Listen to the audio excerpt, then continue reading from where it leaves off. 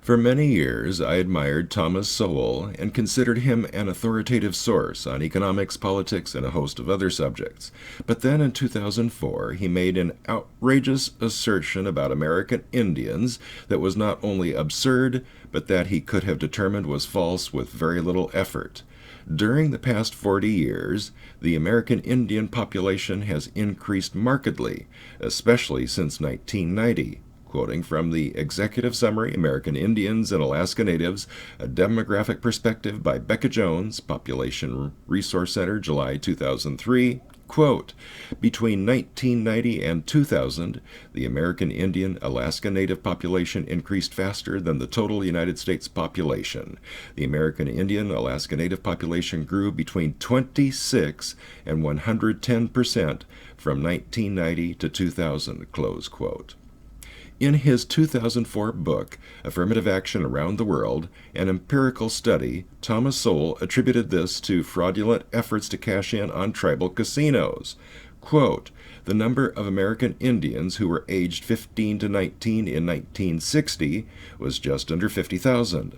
But 20 years later, when these same individuals would be in the age bracket 35 to 39 years old, there were more than 80,000 American Indians in that cohort.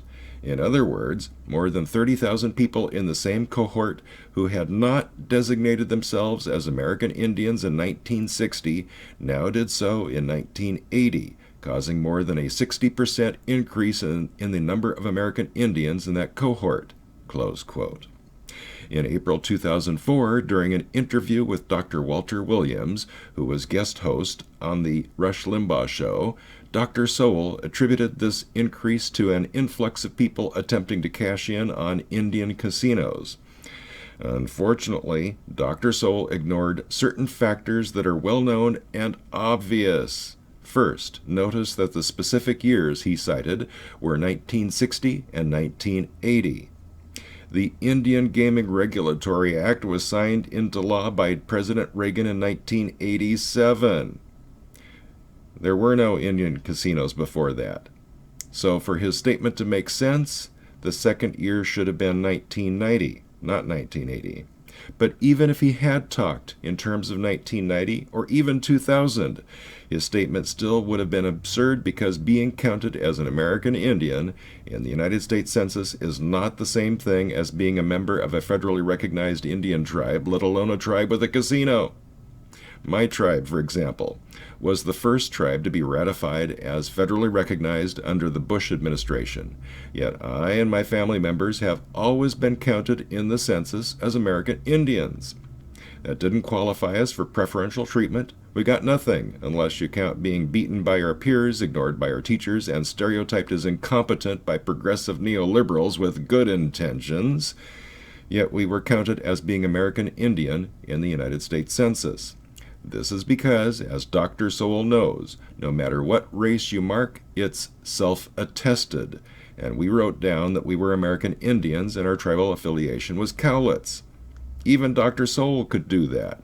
When the 2020 United States Census is conducted, he could write down that he is American Indian and his tribal affiliation is Cowlitz, and he would then be counted as a member of the American Indian population despite that he is not enrolled in any tribe. So his claim was demonstrably false, and he should have known that because, as he wrote in his book, these people, quote, designated themselves as American Indians, close quote. Now, I agree with him on the subject of affirmative action. It's stupid, it's immoral, and it should be outlawed yesterday, if not decades sooner. But when I heard his ridiculous remarks, that's when I realized that you can't trust any of his statements of fact, because at least sometimes he's just spouting nonsense. What's that? We all spout nonsense from time to time, but most of us call those opinions, not facts, while Dr. Sowell makes his assertions as matters of fact.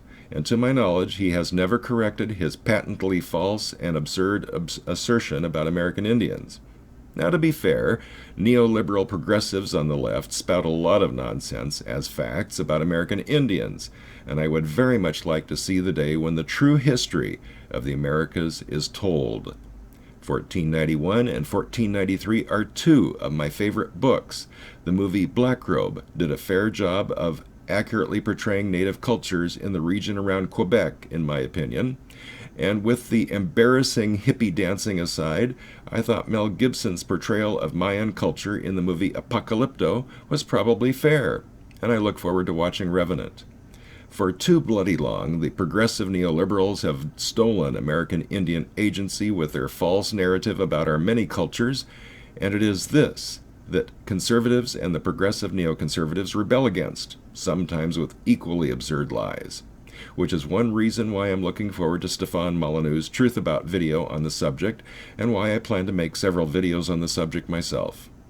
So while there is much more I have to say on the subject of American Indians, my purpose for this video is to explain why I no longer give any credibility to Thomas Sowell, even though much of the time I agree with him. Opinions can be based on facts, but 12 years ago, I discovered that Dr. Sowell was making statements of fact that were nothing more than opinions based on vapor-thin research and shoddy thinking that would make a college freshman blush. That's all for now for the Backlash at Backlash.com. My name is Rod Van Mecklin. With a cold. I apologize for my voice, but I've got a cold again. Bad year for colds.